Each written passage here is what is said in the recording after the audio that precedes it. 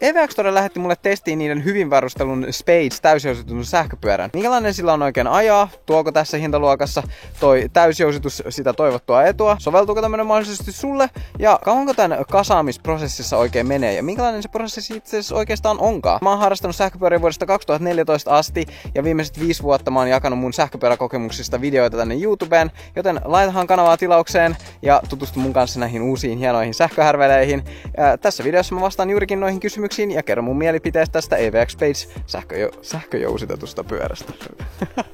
Takaa löytyy Bafangin moottori, mistä tulee 1100 wattia noin piikkitehoa, joten koitetaan lähteä tästä vitosavustuksella ja kaasupohjaan. En polje yhtään, joten sieltä tulee 20, 25. Tää on nyt siis rajoittamaton, eli mennään vähän kovempaa, sieltä tulee 30 mittariin.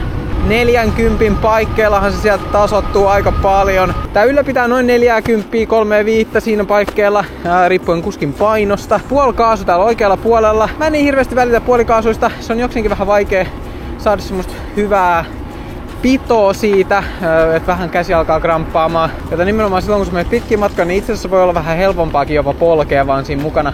Koska tässä on siis polin sensori tuolla, joten sä voit vähän niin kuin melkein jopa haamupolkea vaan siinä mukana.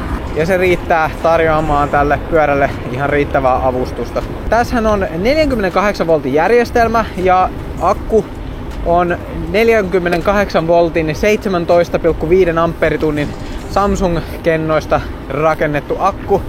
Mä oon tehnyt tälle akkukapasiteettitestin ja tulokset tosiaan oli tämmöset. Eli itse asiassa aika lähelle sitä, mitä sieltä pitikin tulla, joten mä oon tosi tyytyväinen siihen. Kirkas selkeä näyttö.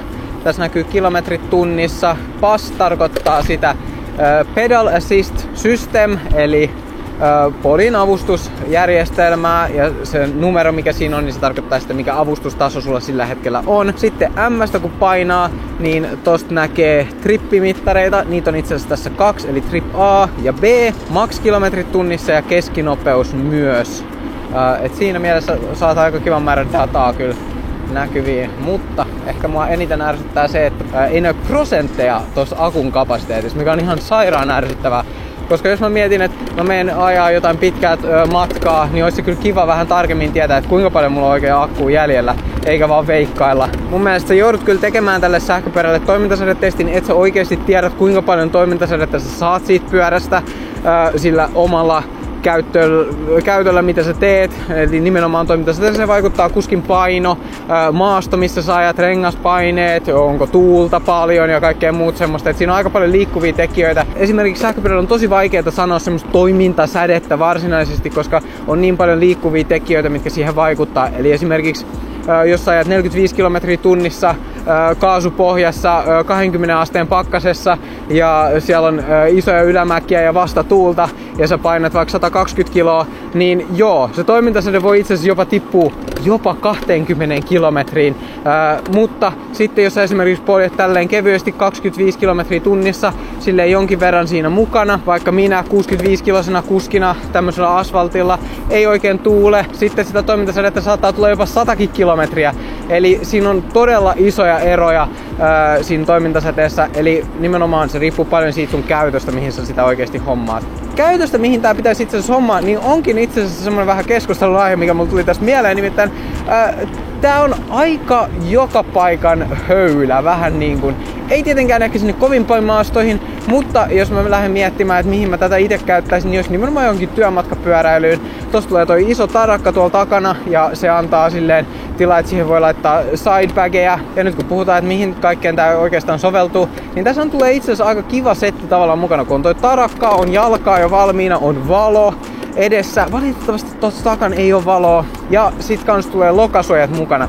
Valitettavasti toi etulokasuoja on vaan tähän tavallaan rungon alle menevä osuus, eli tohon eteen ei tuu, mikä tarkoittaa sitä, että kyllä tuolta lentää sitten naamaan kuraa ja rapaa sitten, että ehkä kannattaa hommaa joku etulokasuoja erikseen. Ja tosiaan toi takalokasuojakaan ei ole ehkä ihan niinku täyspituinen. Sieltä välistä vähän roiskuu esimerkiksi housuihin sitten, mikä on vähän ikävää, että ne vois olla jonkin verran leveämmät mun mielestä kyllä.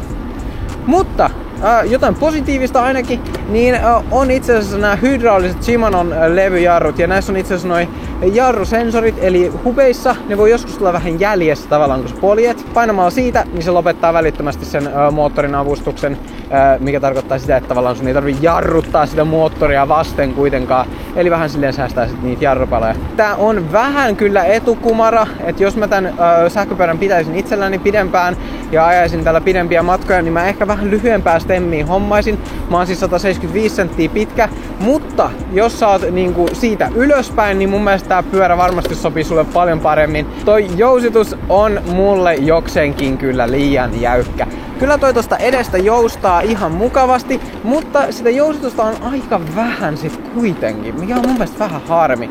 Et toi vähän kyllä hämää toi Double Crown keula, vaikka se on kivan näköinen ja se tekee tästä silleen yleisesti tyylillisesti tyylikkäämmän, niin ois se kiva, jos se ois vaan pidempi. Et se näyttää, että siinä olisi melkein niinku tyyliin 200 milliä jousitusta, mutta itse asiassa oikeesti musta tuntuu, että se on jotain 70 milliä, mikä tekee siitä vähän ehkä jonkinasteisen pettymyksen.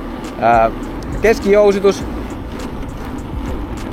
ottaa kyllä isoimmat iskut vastaan, mutta mun painosella kuskilla yksinkertaisesti se ei vaan jousta ihan hirveästi. Kun puhutaan nyt jousituksesta, niin onhan se pakko mainita, eli tuolla keskiöjousituksessa, niin siellä on semmoset noi puslat, niin ne on muovia, eikä valitettavasti laakereita, mikä tekee siitä jokseenkin kyseenalaiset, kuinka kauan sen elinikä sitten on. Siihen ehdottomasti kiinnittäisin huomiota, että varmistaa, että siellä on aina rasvaa kunnolla. Eli jos mä vielä tiivistän tämän sähköpyörän tälleen nopeasti, niin kiva paketti siinä mielessä, että tässä tulee justiin toi tarakka jo valmiina mukana, etuvalo on integroituna, kaasukaava on jo itsessään plussa, hydrauliset levyjarrut, kirkas selkeä näyttö, mukavat plussakoon renkaat ja iso akkukapasiteetti sit kuitenkin, eli tossa yli 800 wattituntia, niin sillä saa jo hyvää toimintasätettä aikaiseksi. Bafangin moottori on itse asiassa myös, mä tykkään siitä, miten toi Bafangin moottori sieltä niinku tuo sitä vääntöä, et se ei ole liian hätäinen, mutta ei se ole semmonen mikään lussukaan missään nimessä, et kyllä toi piikkitehon määrä, mitä sieltä tulee, niin kyllä antaa sulle mahdollisuuden linkoa sut hyvinkin eteenpäin. Sitten negatiiviset puolet mulle ainakin, niin toi jousituksen jäykkyys ja ehkä se, että sitä jousitusta on loppujen lopuksi aika vähän. Nyt mulla on tää erikoinen ongelma, että toi akkuteline ei jostain syystä ole kovinkaan hyvä. Et mulla ei ollut aikaisemmin Spacella sitä ongelmaa, joten mä en oikein tiedä mikä tän homma nyt on. Vissiinkin vähän huono tuuri, että se on varmaan joku pieni mallivika tähän pyörään tullut. Mutta joka tapauksessa, ja sitten se hinta, 1799 € tästä pyörästä. Se on suhteellinen, kun ottaa huomioon sen, että se tulee Suomesta, niin mä kyllä ymmärrän sen pienen ekstran siinä hinnassa. Ei se sitten loppujen lopuksi, kun lähtee vertailemaan moniin muihin, niin ei se edes ole niin paha. Oh my god! Siis, jos meinattiin mennä nurin. Joo, vielä kun ei ole nastoja, niin tää on aika liukasta juuhaa.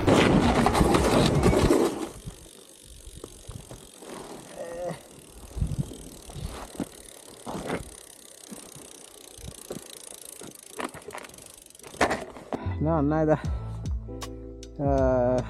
tubettamisen riskejä. Joutuu kuvailemaan vähän erikoisia kuvakulmia, niin sit voi käydä vähän huonosti. Itse asiassa ei tainnut käydä hulmi. Pelkästään tommonen jälki. Polvi kyllä otti vähän hittiä. Tiedätkö mä ajattelinkin tossa, että pitää vähän varoa tätä kohtaa, kun tää on niin liukas, mutta ei auttanut. Lähti pito silti alta.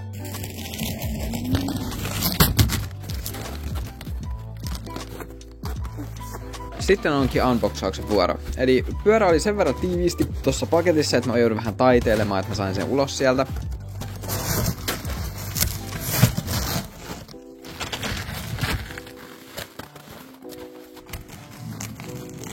Mukana tulee tarvikelaatikko, missä on sisällä polkimet, monitoimityökalu, kiintolenkkiavain, 2 ampeerin laturi, joka itse asiassa koonsa puolesta normaalia vähän ohuempi. Mä otin akun tässä vaiheessa irti, koska mä halusin laittaa sen lataukseen, jotta mä pääsen saman tien sitten ajelemaan. Sitten alkaakin paras osio, eli nippusiteiden ja muiden suojien poisottaminen.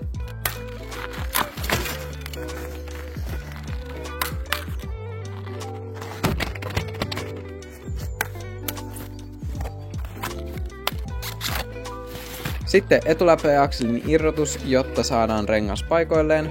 Pyörä kannattaa kääntää kyljelleen tai vaikka väärinpäin. Sen jälkeen saat asennettua renkaan paikalleen, kiristä läpiakseli ihan huolellisesti. Irrota stemmistä 4 ruuvia, jotta saat tangon paikoilleen. Tässä vaiheessa voit katsoa sopivan kulman jarruille ja kiristä tanko paikoilleen laittamalla 4 ruuvia takaisin kiristäen tähtimäisessä järjestyksessä. Etuvallon asennukseen tarvitset monitoimityökalun lisäksi ristipääruuvarin. Irrota lokasuojan pidikkeestä 2 ruuvia, jotta voit asentaa lokasuojan paikoilleen. Asenna polkimet. Suorista tanko ja kiristä stemmin päällä oleva ruuvi, jonka jälkeen voit kiristää 2 horisontaalista ruuvia. Näytön suoja pois ja ei kun ajamaan. Kun sä ostat EVX Page sähköpyörän, niin hyödynnä videon kuvauksessa olevaa 200 € alennuskoodia ja sä tuot samalla myös tätä kanavaa.